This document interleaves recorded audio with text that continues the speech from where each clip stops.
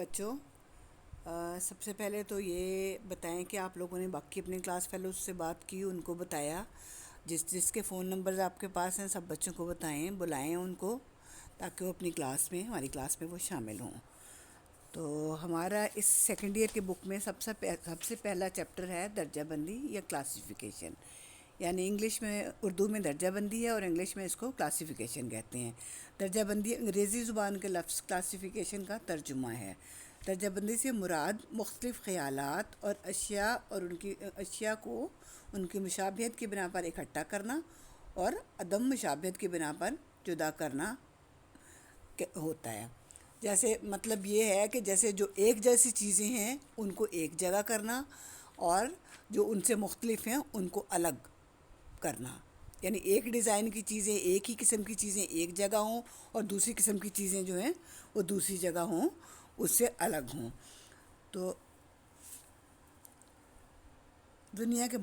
جیسے مثلا دنیا کے مختلف ممالک میں رہنے والے لوگوں کو ان کی ملکی تعلق کی بنا پر مختلف گروہوں میں تقسیم کیا جائے، جیسے پاکستانی، ہندوستانی، بنگلہ دیشی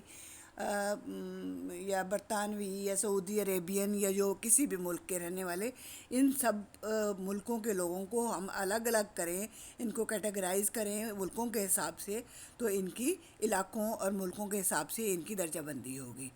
تو اسی طرح ہم علم کی درجہ بندی بھی کرتے ہیں۔ لائبریری کی جو درجہ بندی ہے، کلاسیفیکیشن جو ہے،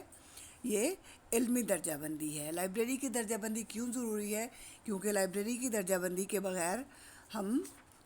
اپنی مرضی کی کتابیں یا اپنے مرضی کے علوم تک رسائی حاصل نہیں کر سکتے۔ جب ہم لائبریری میں درجہ بندی کے الفاظ پر غور کرتے ہیں تو پھر درجہ بندی کا مفہوم بڑا اہم اور واضح ہو کر سامنے آتا ہے۔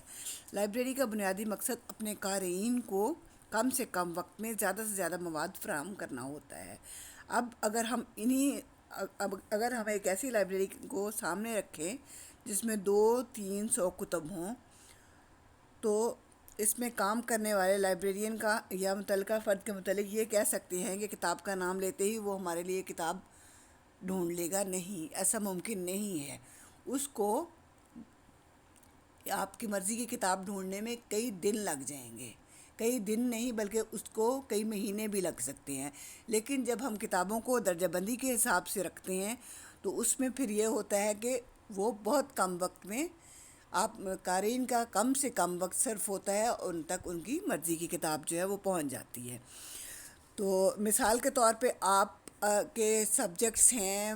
لائبریری سائنس ہے، فزیکل ایجوکیشن ہے، اکنامکس ہے، سائیکالوجی ہے، اسلامیات ہے، مختلف آپ کے سبجیکٹس ہیں، اور ہم آپ کی ساری کتابیں جو ہیں وہ ایک جگہ پہ ایک ٹیبل کے اوپر ڈھیر لگا دیتے ہیں۔ اس میں آپ کو اپنی مرضی کی کتابیں چاہیے اور آپ کی کلاس ہے اور آپ کو اپنی کلاس سے پہلے اپنی کتاب اس میں سے ڈھونڈنی ہے، بہت ساری کتابوں میں سے۔ جب اپنی کتاب آپ اس میں سے ڈھونڈیں گے، اس میں جتنا آپ کے پیریڈ کا ٹائم ہے اتنا ٹائم تو آپ کو کتابیں ڈھونڈنے میں لگ جائے گا، تو کیا اس میں پھر آپ کا پڑھنے کا ٹائم تو نہیں بچے گا۔ مثال کے طور پہ پھر ہم جب ان کتابوں کو اکنامکس کی کتابیں الگ رکھ دیتے ہیں، لائبریری سائنس کی کتابوں کو ایک جگہ الگ رکھتے ہیں، فزیکل ایجوکیشن کی کتابیں الگ رکھتے ہیں، سائیکالوجی کی الگ رکھتے ہیں، انگلش کی کتابیں الگ رکھتے ہیں، اور آپ کو پتہ ہے کہ یہ کون سے نمبر پر کون سی کتابیں ہوتی ہیں، اس طرح آپ جلدی سے اپنے اس کتاب کو اس کی جگہ سے اٹھا لیتے ہیں، تو یوں درجہ بندی سے آپ کا ٹائم بچتا ہے۔